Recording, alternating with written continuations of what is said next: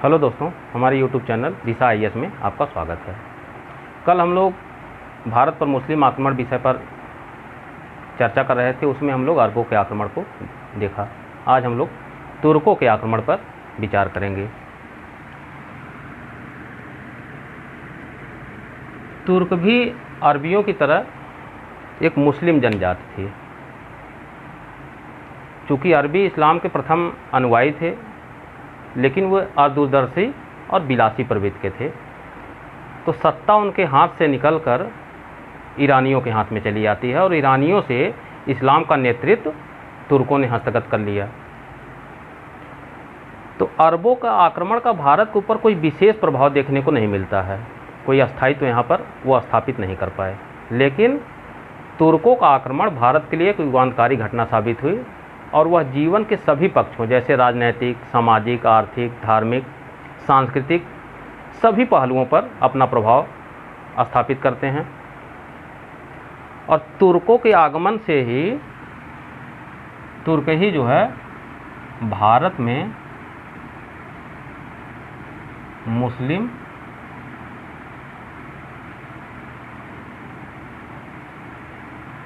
सत्ता के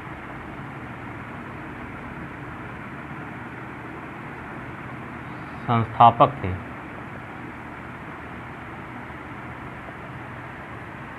तो भारत में मुस्लिम सत्ता की स्थापना होती है राजनैतिक दृष्टि से। ये राजनीतिक प्रभाव हुआ, इसको तथ्य भी जानते रहिए आप लोग। ये प्रश्न भी बन सकता है, भारत में मुस्लिम सत्ता की स्थापना किसने किया। राजनीतिक दृष्टि से अब सत्ता तुर्कों के हाथ में आती है, इस्लाम के हाथ में आती है, मुस्लिमों के हाथ में आती है, या यह कह सकते हैं कि सत्ता पर विदेशी शक्तियों का अधिकार होता है। क्योंकि तुर्क यहाँ के निवासी नहीं थे, विदेशी थे। तो अब जो है सत्ता पर विदेशियों का आगमन होता है, अधिकार होता है। सामाजिक दृष्टि से समाज में कुछ कुरीतियाँ दिखाई देती हैं, जैसे बाल विवाह, पर्दा प्रथा, सती प्रथा। तो इस प्रकार से जीवन के सभी पहलुओं को प्रभावित किए तुर्क। और यह प्रभाव स्पेशली शिहाबुद्दीन मोहम्मद गोरी के आक्रमण के पश्चात दिखाई देता है। तो आज हम लोग पहले महमूद गजनवी के आक्रमण पर विचार करेंगे। महमूद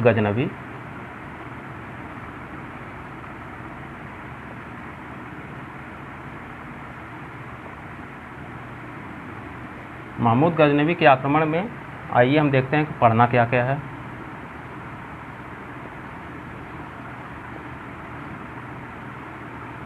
पृष्ठभूमि,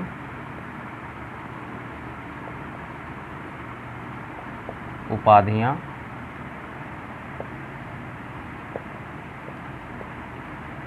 आक्रमण, आक्रमण का कारण, भारत की स्थिति,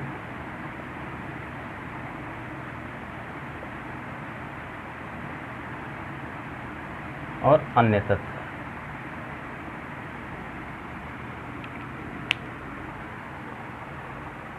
हम लोग महमूद गजनवी के आक्रमण के अंतर्गत इतने बिंदुओं पर अध्ययन करेंगे और इन सभी बिंदुओं से प्रश्न आते हैं। तो आइए हम लोग पृष्ठभूमि से विचार करते हैं। तो भारत में मुस्लिम सत्ता का संस्थापक तुर्की थे। इस तथ्य को आप लोग नोट कर लीजिए।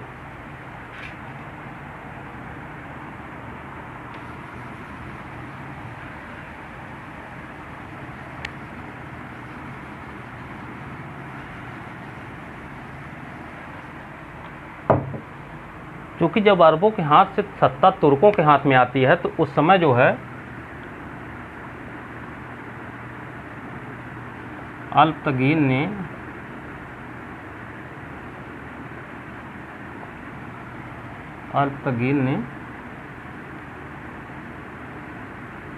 यामिनी या इसी को कहते हैं गजनवी वंश की स्थापना किया।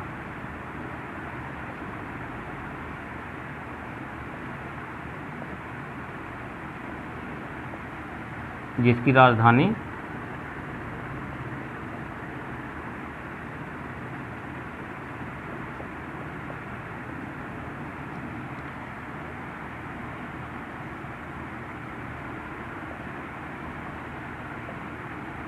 गजनी था। अल्पतगीन यामनी या गजनवी वंश की स्थापना करता है और वह गजनी को अपनी राजधानी बनाता है। जिस समय अल्पतगीन यामनी या गजनवी वंश की स्थापना करता है उस समय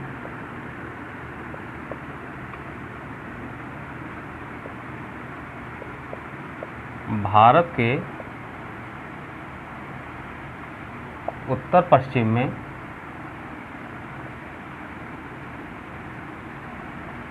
पश्चिम में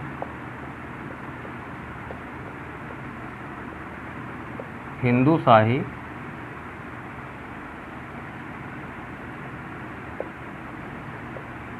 वंश का शासन था, जिसका राजा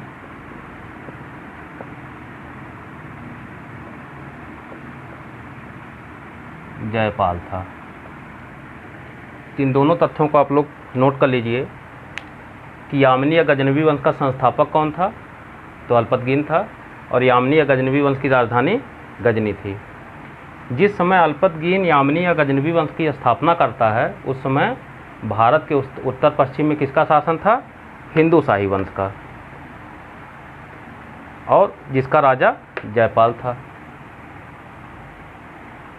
अल्पतगीन के बाद इसका पुत्र इसहक शासक बनता है। इसका स्क्रीनशॉट ले लीजिए।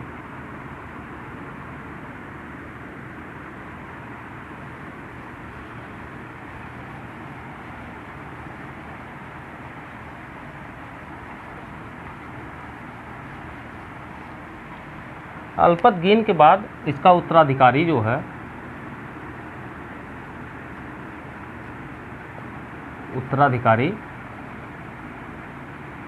इसहक बनता है। इसहक के बाद सत्ता बलक्तगीन के हाथ में आती है और बलक्तगीन के बाद एक शासक होता है पेराई।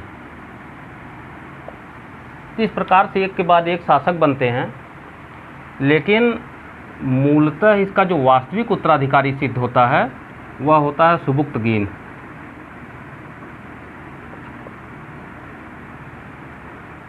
अल्पतगीन का जो वास्तविक उत्तराधिकारी था, वास्तविक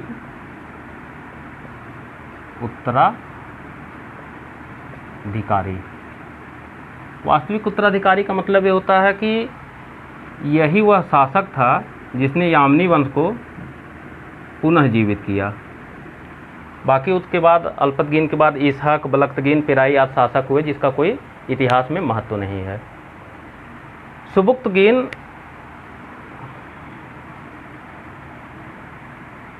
या अल्पतगीन का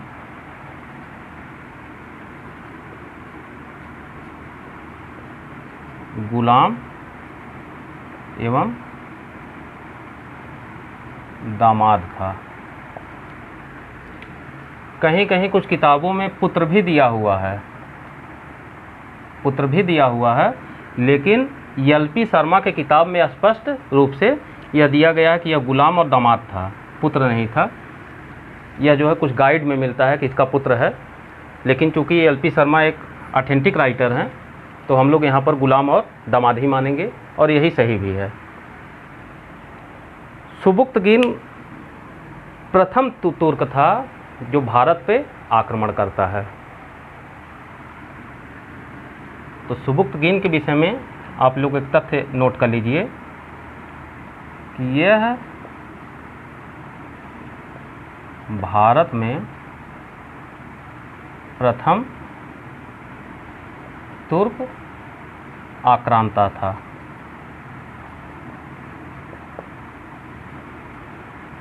अर्थात भारत में सर्वप्रथम किस तुर्क ने आक्रमण किया? तो सुबुक्तगीन करता है। और सुबुक्तगीन का जो आक्रमण होता है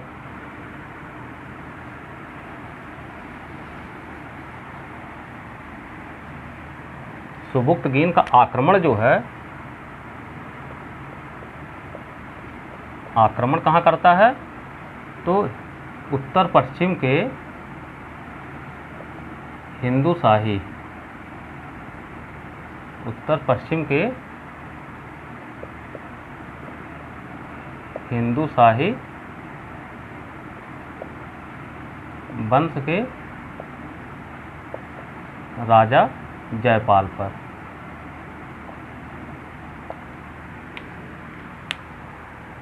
तो सुबुक्तगिन भारत में प्रथम तुर्क आक्रांता था और वह आक्रमण करता है हिंदूशाही वंश पे उत्तर पश्चिम में, जिसका राजा जयपाल था। दोनों में एक संधि हो जाती है, जयपाल में और सुबुक्तगिन में एक संधि होती है। इसका कोई निष्कर्ष नहीं निकलता। जयपाल जब पुनः अपने राज्य में वापस आता है तो संधि को मानने से इनकार कर देता है। सुबुक्तगिन पुनः जो है इस पर आक्रमण कर देता है और बलगाम के निकट पुनः दोनों में युद्ध होता है और यह पराजित हो जाता है जयपाल। तो यहाँ हमें बस जानने की आवश्यकता इतना है, जो हम प्रश्न आएगा पहला कि भारत में प्रथम तुर्क आक्रांता सुबुक्तगिन या सुबुक्तगिन का प्रथम आक्रमण कहाँ हुआ था, तो हिंदूशाही वंश पर या जयपाल पर। तो जयपाल जो है अल्पतगिन और सुबुक्तगिन दोनों का समकालीन शासक था, ध्यान रखिए। इसका स्क्रीनशॉट ले लीजिए।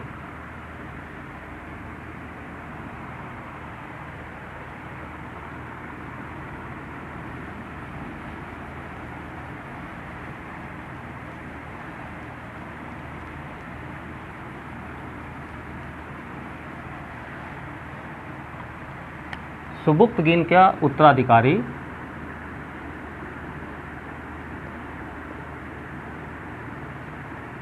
सुबुक्तगिन का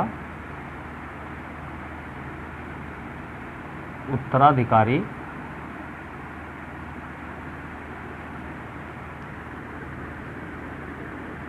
उसका पुत्र इस्माइल होता है। सुबुक्तगिन अपने मृत्यु के पहले ही अपने पुत्र इस्माइल को अपना उत्तराधिकारी नियुक्त करता है, लेकिन इस्माइल का पुत्र महमूद, जो इतिहास में महमूद गजनवी के नाम से प्रसिद्ध है, इस्माइल का जो पुत्र था महमूद, वो इसे मानने के लिए तैयार नहीं हुआ और 7 माह के पश्चात सत्ता पर अधिकार कर लेता है।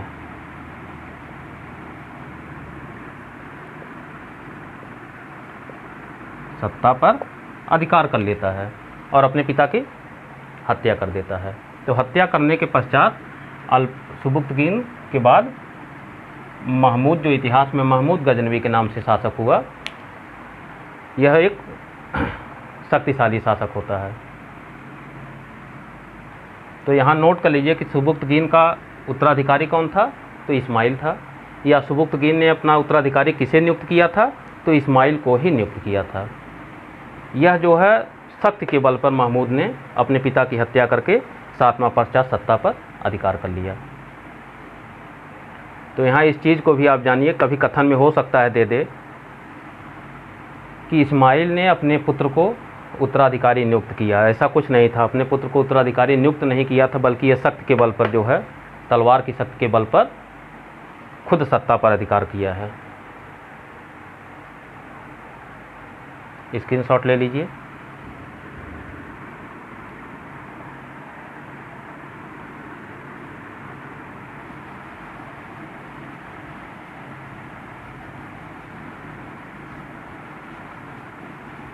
ये तो हुआ इसकी पृष्ठभूमि कि महमूद गजनवी का इतिहास में आगमन कैसे होता है। अब हम लोग देखेंगे उपाधियाँ। यहाँ से भी प्रश्न आपको मिलेंगे। तो उपाधियों में प्रथम बिंदु नोट कर लीजिए,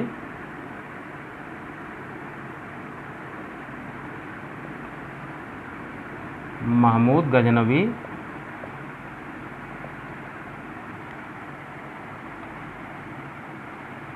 सुल्तान की उपाधि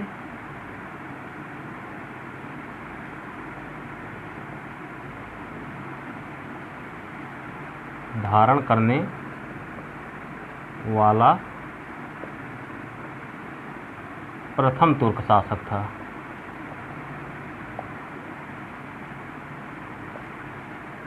इस चीज़ को आप नोट कर लीजिए, इस तथ्य को, कि सुल्तान की उपाधि धारण करने वाला प्रथम शासक महमूद गजनवी।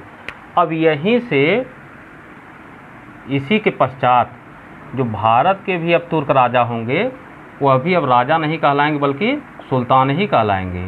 तो तुर्कों के आगमन से एक प्रभाव यह भी पड़ता है कि राजा का नाम परिवर्तित होकर सुल्तान हो जाता है, और सुल्तान की उपाधि धारण करने वाला प्रथम तुर्क शासक महमूद गजनवी था।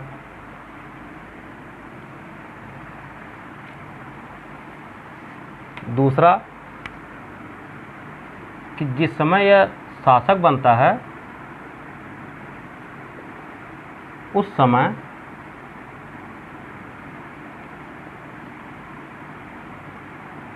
बगदाद का खलीफा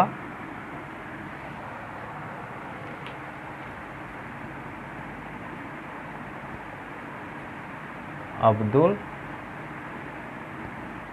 कादिर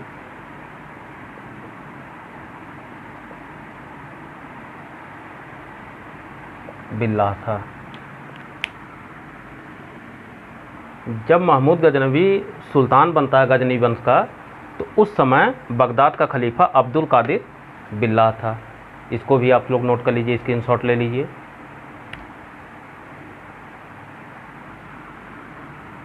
अब यहाँ हम कुछ चीज़ नोट कर देते हैं कि अब्दुल कादिर बिल्लाह जो है महमूद को 2 उपाधियाँ देता है। इसका स्क्रीनशॉट ले लीजिए, तो यहीं लिखते हैं।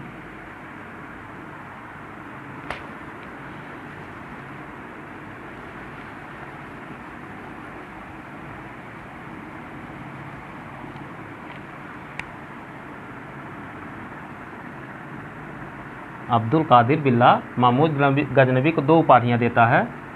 एक देता है यामिनी उद दौला की उपाधि, जिसका हिंदी में जिसको कहा जाता है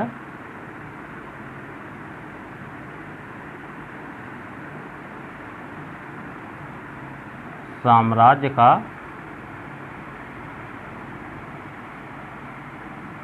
दाहिना हाथ। और दूसरी उपाधि देता है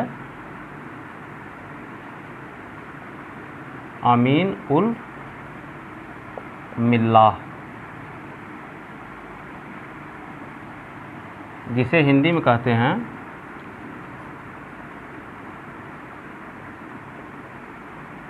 मुसलमानों का संरक्षक। ये दोनों उपाधियां जो है, ये दोनों उपाधि खलीफा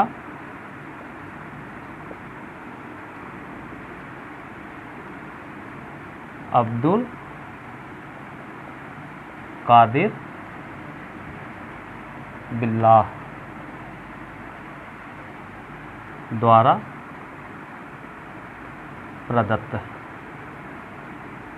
ये दोनों उपाधि जो है खलीफा अब्दुल कादिर बिल्लाह देता है किसको? महमूद गजनवी को। तो पहली उपाधि आप नोट कर लीजिए, यामीन उद दौला या साम्राज्य का दाहिना हाथ। प्रश्न आ सकता है कि महमूद गजनवी को बगदाद के खलीफा अब्दुल कादिर बिल्लाह ने कौन सी उपाधि दी? तो एक यामीन उद दौला और दूसरा अमीन उल मिल्लाह। यामीन उद दौला की जगह यह भी दे सकता है साम्राज्य का दाहिना हाथ, और अमीन उल मिल्लाह के स्थान पे दे सकता है कि मुसलमानों का संरक्षक। दोनों दे सकता है। हिंदी में देगा तो मुसलमानों का संरक्षक, प्रश्न में आ जाए कि किसने महमूद गजनवी को साम्राज्य का दाहिना हाथ या मुसलमानों का संरक्षक कहा, तो बगदाद के खलीफा अब्दुल कादिर बिल्लाह ने। ये मुसलमानों का संरक्षक और साम्राज्य का दाहिना हाथ दोनों उपाधि देकर यह मुस्लिमों को, मतलब महमूद गजनवी को मुस्लिमों का नेता बना देता है। इसका स्क्रीनशॉट ले लीजिए।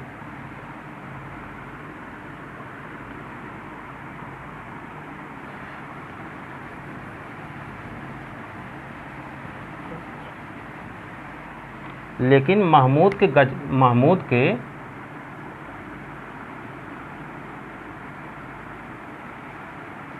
के सिक्कों पर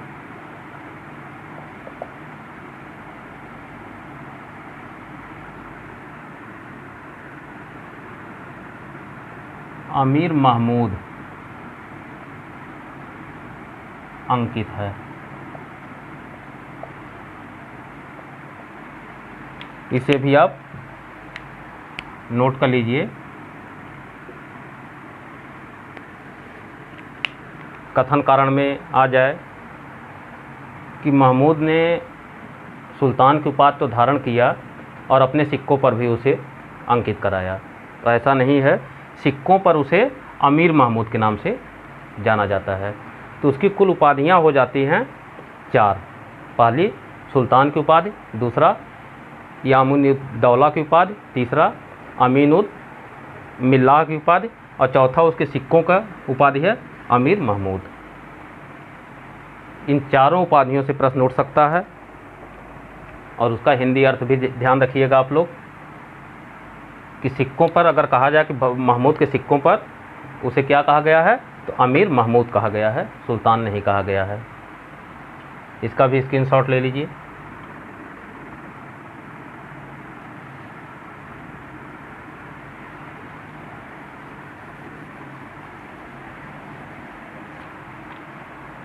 अब हम लोग देखेंगे भारत पे आक्रमण को, उसका कारण क्या था,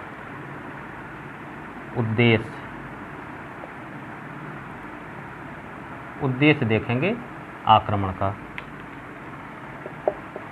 तो आक्रमण का उद्देश्य जो है यह एक विवादित मुद्दा है। कुछ विद्वान इसे कहते हैं कि वह इस्लाम धर्म के प्रसार के लिए आता है, कुछ कहता है कि इस्लाम की सत्ता स्थापित करने के लिए आया था, और कुछ लोग ये मानते थे कि उसका उद्देश्य केवल धन लूटना था, भारत को लूटना ही था और इस्लाम की स्थापना नहीं था। तो इन सभी विवादों पर एक पटाक्षेप तब होता है जब एक मुस्लिम राइटर थे प्रोफेसर नाजिम, उन्होंने इस पर जो है पटाक्षेप किया और इस बात की पुष्टि किया कि उसका मुख्य उद्देश्य भारत में धन को लूटना था। आइए, क्या क्या प्रश्न बन सकता है इस विवाद से। पहला बिंदु ध्यान रखिएगा कि महमूद का दरबारी इतिहासकार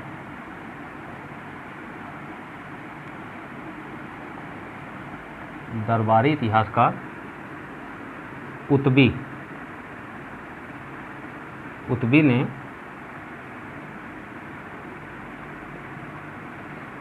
इसके आक्रमण को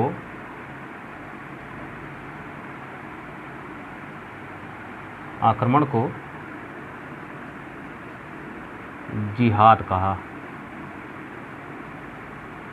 जिहाद का अर्थ क्या होता है देख लीजिए, धर्म की रक्षा के लिए युद्ध। यहाँ दो प्रश्न हैं कि महमूद का दरबारी इतिहासकार कौन था। उत्बी था। एक बार आया हुआ प्रश्न है, इसको ध्यान रखिएगा, आप लोग नोट कर लीजिएगा कि महमूद का दरबारी इतिहासकार उत्बी। तो उत्बी के अनुसार अगर आ जाए कि उत्बी के अनुसार महमूद गजनवी के भारत पर आक्रमण का उद्देश्य क्या था, तो जिहाद होगा। स्पेशली उत्बी के अनुसार, अगर उत्बी के अनुसार दे दे कि महमूद गजनवी के भारत पर आक्रमण का उद्देश्य क्या था, तो जिहाद या धर्म की रक्षा के लिए युद्ध, ये उत्बी मानता है। कुछ अन्य विद्वान जो मानते हैं, कुछ अन्य विद्वानों के अनुसार, अन्य विद्वान मानते हैं कि इस्लाम का प्रसार इसी अन्य विद्वान में उत्बी भी शामिल है, उत्बी भी शामिल है। पहले उसी को आप नोट कर लीजिए। धर्म की रक्षा का युद्ध,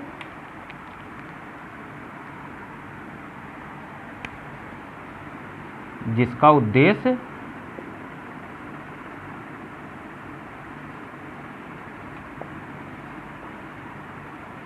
उद्देश्य क्या था?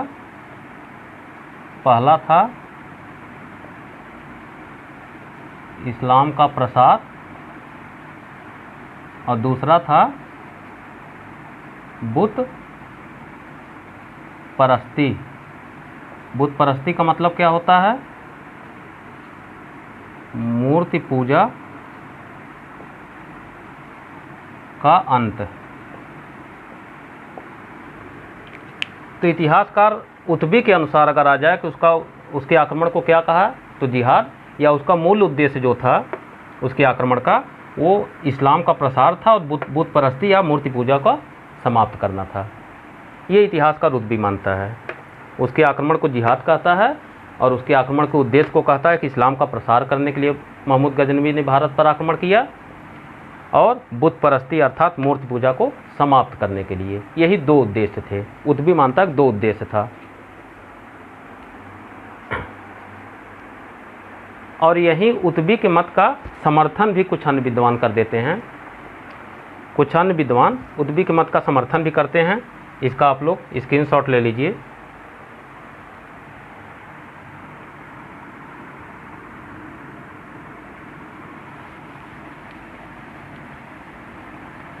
तो उत्बी के अनुसार दो उद्देश्य, इस्लाम का प्रसार और बुत परस्ती को समाप्त करना। अन्य विद्वान जो मानते हैं,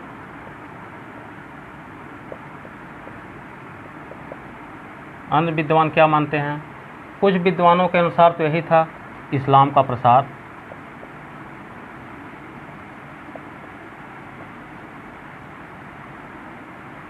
कुछ अन्य विद्वान मानते हैं केवल यश की लालसा,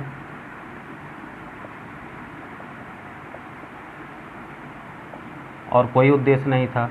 जबकि कुछ अन्य इतिहासकारों के अनुसार कि हाथियों की प्राप्ति के लिए,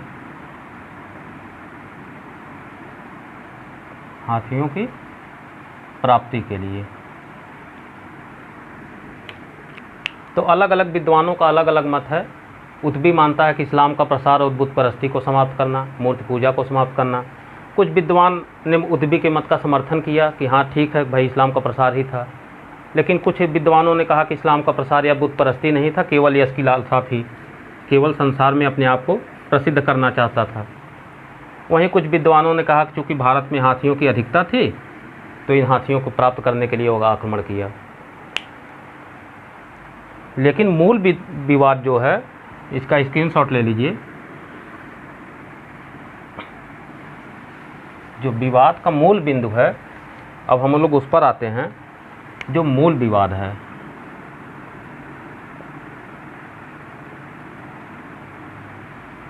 उद्देश्य को लेकर मूल विवाद है। प्रथम विवाद तो उत्बी पैदा कर देता है कि इस्लाम का प्रसार,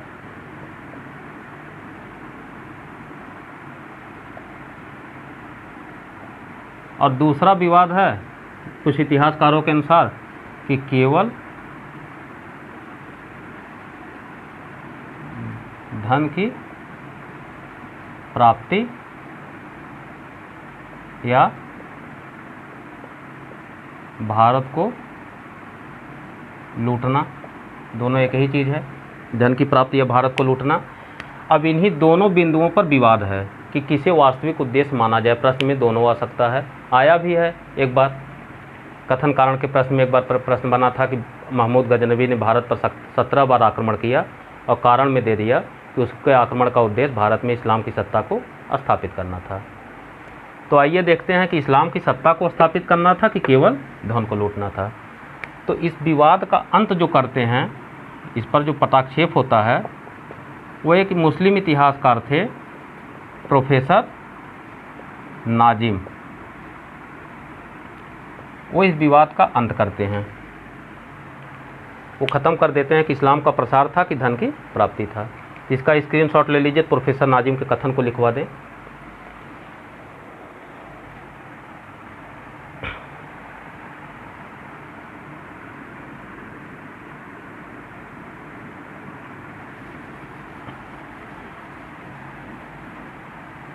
प्रोफेसर नाजिम का कथन आप लोग यहाँ नोट डाउन कर लीजिए ऊपर।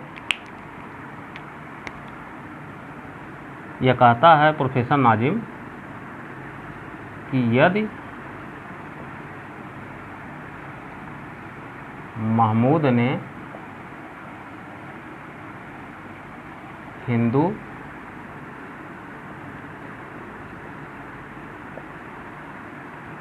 राजाओं को तंग किया तो वह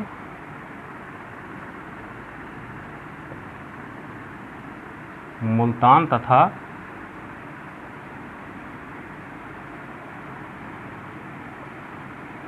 ट्रांसआक्सियाना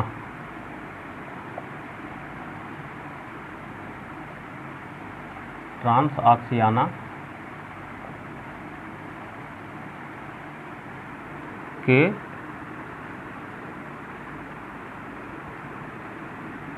मुस्लिम शासकों को भी नहीं छोड़ा।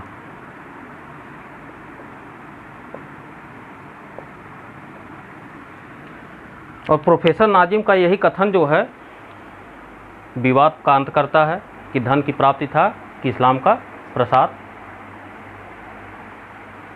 एक चीज़ तो स्पष्ट हो जाता है कि प्रोफेसर नाजिम के इस कथन से कि अगर इस्लाम का प्रसार करना था तो मुल्तान और ट्रांसआक्सियाना यहाँ तो ऑलरेडी इस्लाम की सत्ता स्थापित थी,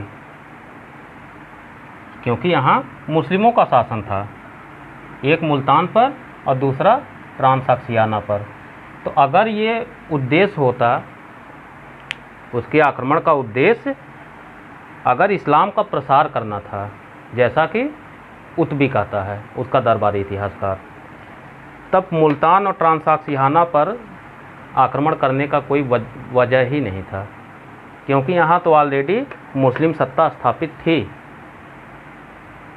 तो प्रोफेसर नाजिम के इस कथन से स्पष्ट होता है कि उसका मुख्य उद्देश्य केवल भारत को लूटना या धन की प्राप्ति था। इसे आप नोट कर लीजिए। इस कथन को, कथन भी आ सकता है कि यह कथन किसका है, प्रोफेसर नाजिम का।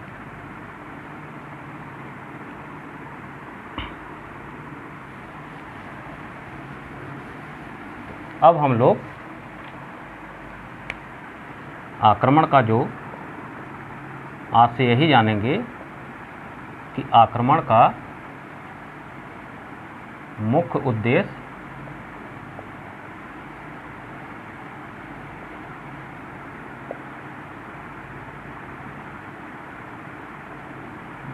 धन की प्राप्ति या भारत को लूटना था। यह मुख्य उद्देश्य है। यही हम लोग परीक्षा में हम लोगों को टिक करना है ऑप्शन में। लेकिन उत्बी के अनुसार इस्लाम का प्रसार या बुत परस्ती का अंत, यह अभी जानेंगे जब प्रश्न में स्पेशली उत्बी को पूछ ले। और उसके आक्रमण को उत्बी कहता है जिहाद। प्रश्न में आ सकता है कि किसने महमूद गजनवी के आक्रमण को जिहाद कहा या धर्म की रक्षा का युद्ध कहा, तो उत्बी। या महमूद गजनवी का दरबारी इतिहासकार कौन था, तो उत्बी। या उत्बी के अनुसार उसके आक्रमण का मुख्य उद्देश्य क्या था, तो दोनों ऑप्शन आ सकता है, इस्लाम का प्रसार या बुत परस्ती का अंत। लेकिन मुख्य उद्देश्य अगर आ जाए तो प्रोफेसर नाजिम के कथन से स्पष्ट हो जाता है कि धन की प्राप्ति या भारत को लूटना। अब हम लोग अगले वीडियो में उसके आक्रमण और भारत की स्थिति तथा अन्य महत्वपूर्ण तथ्यों पर चर्चा करेंगे। यदि वीडियो अच्छा लगा हो तो लाइक कर दीजिएगा, सब्सक्राइब करना मत भूलिएगा, जिससे अगले वीडियो का नोटिफिकेशन आपको मिल सके, और अधिक से अधिक शेयर कर दीजिएगा, जिससे अन्य छात्र भी लाभान्वित हो सकें।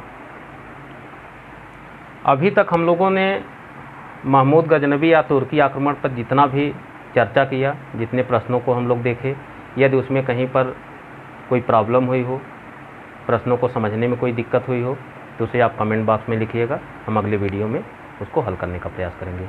वीडियो को अंत तक देखने के लिए धन्यवाद।